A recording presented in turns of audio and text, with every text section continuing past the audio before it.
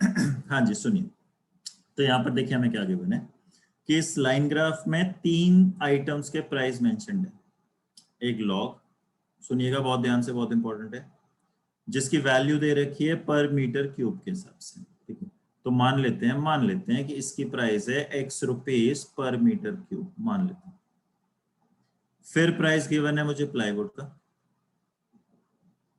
तो इसकी price given है y पर मीटर क्यूब, और एक प्राइस गिवन है सॉ टिम्बर।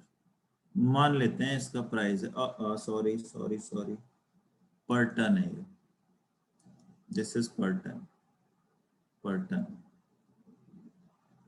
अच्छा, 1 टन कितना होता है? How much is 1 ton? कुछ idea? 1 ton 1000 KGs, right? 1000 KGs.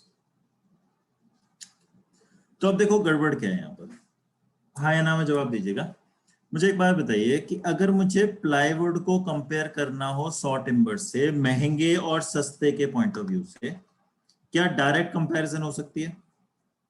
अगर प्लाईवुड और सॉ टिम्बर को डायरेक्ट कंपेयर करना हो, प्लाईवुड और सॉ टिम्बर को डायरेक्ट कंपेयर करना हो कि महंगे सस्ते के बारे में, क्या कंपैरिजन हो सकती है?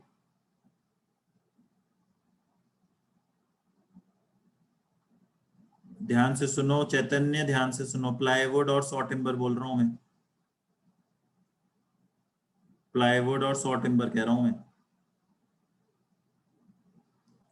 क्या प्लाईवुड और सॉ टिम्बर में डायरेक्ट कंपैरिजन हो सकती है? सुनते नहीं है ध्यान से। लेकिन यही कंपैरिजन क्या लॉग के साथ हो सकती है? यही कंपैरिजन क्या लॉग के साथ हो सकती है?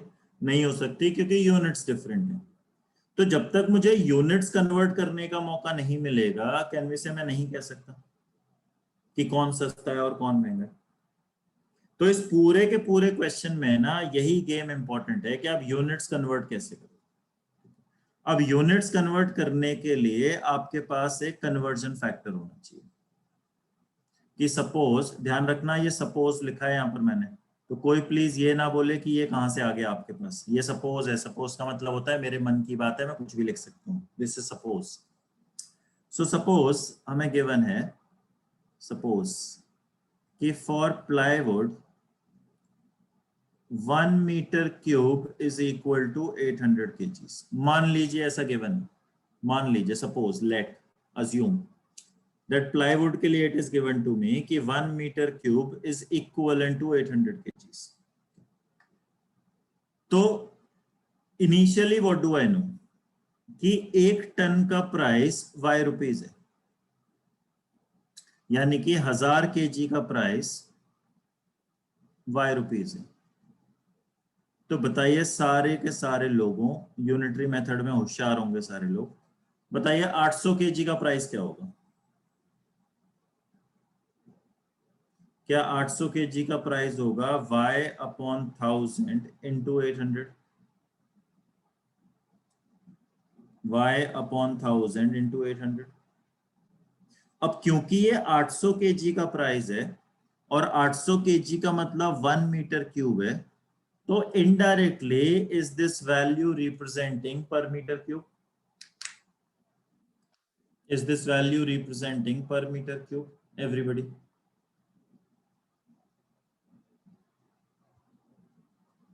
let's take it one more time, let's do it one more time कि suppose let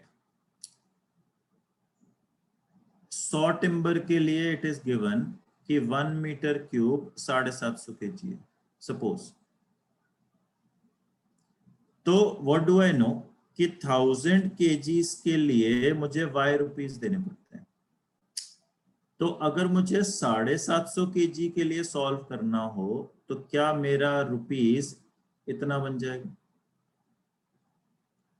पर मीटर क्यूब? बोलिए, पहले ये वाला पॉइंट क्लियर कीजिए, this is a very important point. Question number 3, 4, 5, 6 चारों के चारों क्वेश्चंस इसी पर बेस्ड हैं। क्या ये वाली बात पल्ले पड़ी सबको? किसी को इश्यू है तो हैंड रेज कीजिएगा। सर, हाँ जी, 750 केजी को हम डायरेक्ट 3/4 टन भी तो लिख सकते हैं। बिल्कुल लिख सकते हैं, यहाँ से कैंसिल कर लीजिए, ओके ओके ओके, एंड एक देन ही बात है वो तो। ठीक। और सर अगर दो डिफरेंट यूनिट्स की चीज़ों को कंपेयर करना है तो किसी भी एक को दूसरे में कन्वर्ट कर लेना करना जरूरी ही थोड़ी पड़ेगा है ना, कि मीटर क्यूब में। जब तक आपका बेस सेम नहीं होगा आप कंपेयर कर ही नहीं सकते। हाँ मतलब ऐसा जरूरी नहीं है ना कि मीटर ना ना क्यूब ना में ना ना ना, करंट टाइम जो में भी इजी कर लगे। सकते हैं वो तो। ना, जो हाँ जैसे कन्वर्जन इजी कैलकुलेशन लगे। इजी हो जाए। बिल्कुल बिल्कुल ठीक बात कह रहे हैं, जो कन्वर्जन इजी लगे आपको। यहाँ पर क्या है कि डिनोमिनेटर में 1000 रहेगा तो कैलकुलेट करना इजी रहेगा।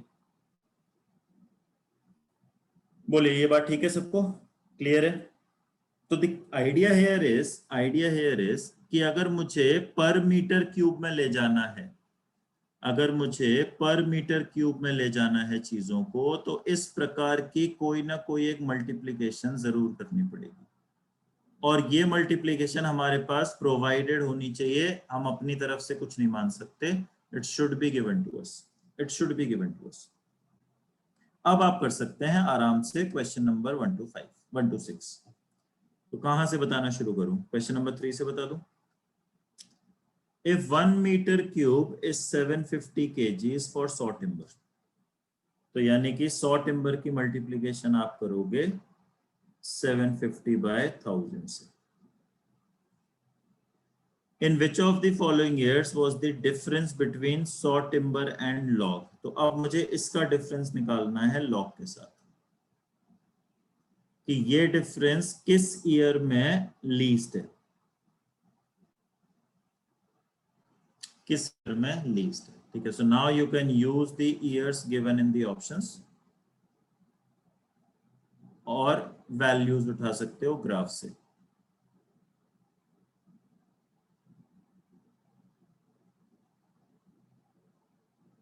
समझ आ गया सबको कैसे करना है?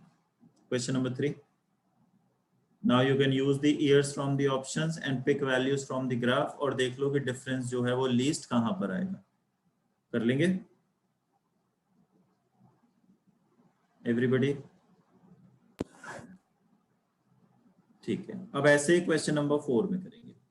क्वेश्चन नंबर 4 क्या कहता है कि 1 meter cube is 700 kgs for plywood. तो प्लाईवुड की मल्टीप्लिकेशन आप करोगे 700 by 1000 से,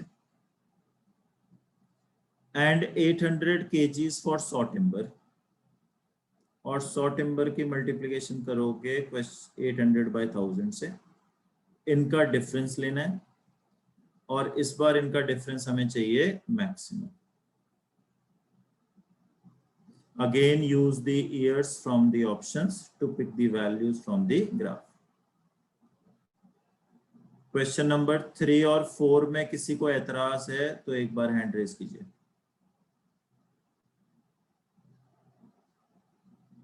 हाँ जी जैद बताइए। फोन नंबर एक बार करके बता दीजिए। वैल्यूज उठानी पड़ेंगी या ज्यादा ऐसे कैलकुलेशन मत करवाओ मेरे से। जैसे मान लीजिए 89 है, तो 89 में आप प्लाईवुड उठा लीजिए कि ग्राफ में 89 में मुझे प्लाईवुड कितना दिख रहा है, ऐसे 89 में मुझे सॉ टिम्बर कितना दिख रहा है। इन दोनों को यहाँ पुट करके डिफरेंस निकाल के रख लो और ऐसे ही हर ऑप्शन के लिए निकाल लो। हाँ जी जैद बात समझ आई?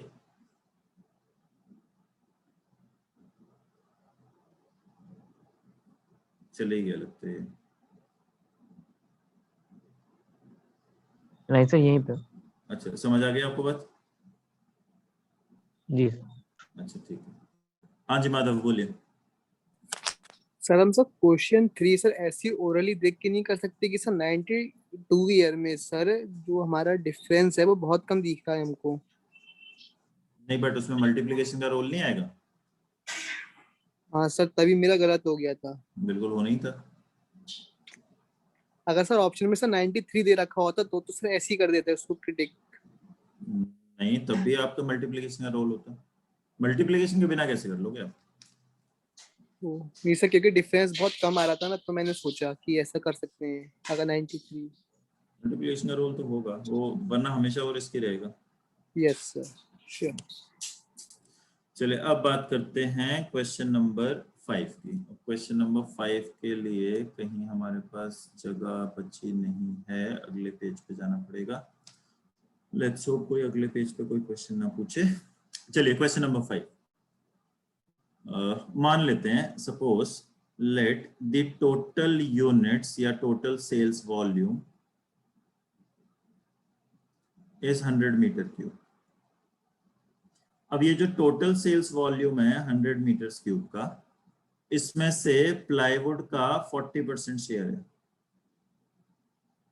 तो प्लाईवुड है 40 मीटर क्यूब, सॉ टिम्बर 30% है, सॉ टिम्बर हो गया 30 मीटर क्यूब, और लॉग का भी 30% है, तो लॉग हो गया 30 मीटर क्यूब। ये सेल्स वॉल्यूम है। अब अगर हम प्राइस की बात करें या रेवेन्यू की बात करें, चलिए रेवेन्यू की बात करें, रेवेन्यू ऑफ प्लाईवुड। कौन मुझे बताएगा रेवेन्यू कैसे निकालते हैं? याद करो, रेवेन्यू कैसे निकालते हैं?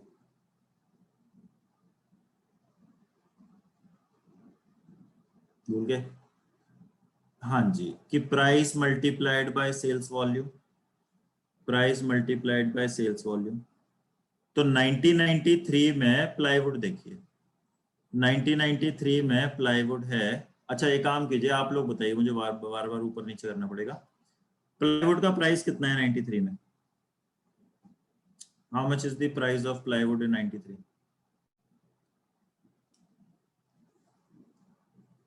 है किसी के पास ग्राफ में या सॉल्व किया हुआ प्लाईवुड का प्राइस 93 में, या मुझे ये देखना पड़ेगा? सर 7 है, ओके 7 इंटू 800/1000, क्योंकि कन्वर्ट करना पड़ेगा। अब ये हो गया हमारा प्राइस। प्लाईवुड का सेल्स वॉल्यूम है 40, तो क्या इससे मुझे रेवेन्यू मिल जाएगा 224। इसी टाइप से अगर आप सॉ टिम्बर देखोगे, सॉ टिम्बर का प्राइस बताओ एक बार कोई मुझे। सर ग्राफ से तो 19 लग रहा है सर। 19 ही होगा फिर, ग्राफ से 19 लग रहा है तो, इनटू 30 मीटर क्यूब, तो 57 इंटू 8 456 आ जाएगा। और अगर आप रेवेन्यू निकालोगे लॉग से, तो लॉग 20 है, कन्वर्ट करने की जरूरत नहीं है, सेल्स वॉल्यूम 30 है, तो यहाँ से 600 हो गया। तो यानी मुझे क्या पता चला कि 100 मीटर क्यूब बेचने से जो मुझे रेवेन्यू मिल रहा है टोटल, वो टोटल रेवेन्यू मिल रहा है मुझे 6, 10, 12, 1280। सो देयरफॉर सारे लोग बताइए मुझे, एवरेज रेवेन्यू को क्या मैं 12.8 कह सकता हूँ? तो क्लोजेस्ट ऑप्शन 13 है, फोर्थ ऑप्शन बताइए। क्वेश्चन नंबर 6 में बिल्कुल यही काम करना है, बस फर्क ये है कि अब हमें प्राइस बढ़ानी है।